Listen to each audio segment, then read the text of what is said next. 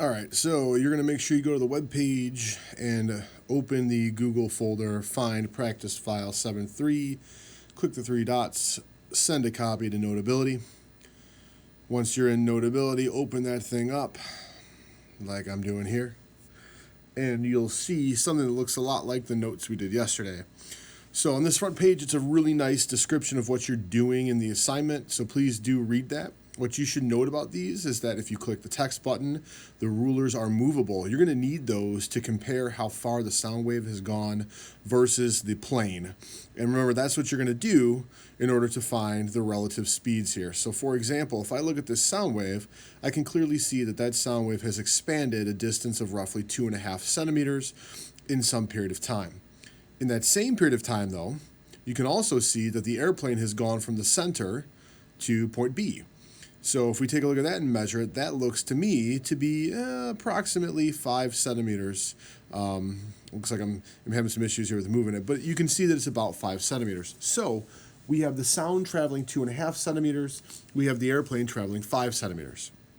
If we want to find the Mach number, remember it's simply how far the plane has gone divided by how far the sound has gone. And in this case, we see that the plane has gone twice as far, so it's going Mach 2, or twice the speed of sound. Okay, so you're going to be doing that on a number of these problems. Just make sure you're comparing, right, the distance of the sound versus the distance of the plane.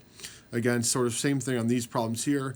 Use the text button, grab that ruler, right, and use it to compare the speed of the sound or distance that the sound has traveled to the distance that the plane has traveled.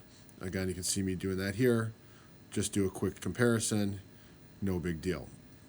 Okay, then you're going to get down to these here. Same thing, use your ruler. Down here, they're going to ask you to draw a circle. So there's a vertical ruler and a horizontal ruler so that you can draw the circle with the same radius. In this case, I'm picking a circle with a radius, or sorry, a diameter rather of 4 or a radius of 2. So the distance from, the center line to the top and bottom of the cone is 4 centimeters, or 2 each way, or 4 in total. So what I get is a circle of radius 2 centimeters that fits along the cone, right? So the top and the bottom of that circle have to sit on the cone for this to work. So you see sort of what I did there. You can draw a circle that's bigger or smaller. Just make sure the top and bottom of the circle end up on the cone, right? And it's got the same radius all the way around.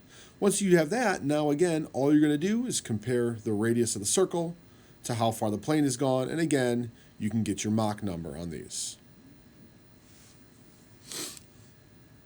And there you go. There's your two distances you want to measure and compare on your paper. Make sure you write all this down. Lastly, this is a problem that we did in our notes. You need to go ahead and recreate this. You're going to try to draw the shock wave for a missile traveling at Mach 4 or 4 times the speed of sound. You have good notes on how to do this from yesterday. Make sure you do follow those steps. When you're all done with this, make sure you do hit the share button and send this thing to the assignment that is live in Schoology currently. It is due by the end of the period. If you have any extra time today, make sure you work on either your WebAssign or other homework, or make sure you're studying for your WAVE test, which is coming up in a couple of weeks.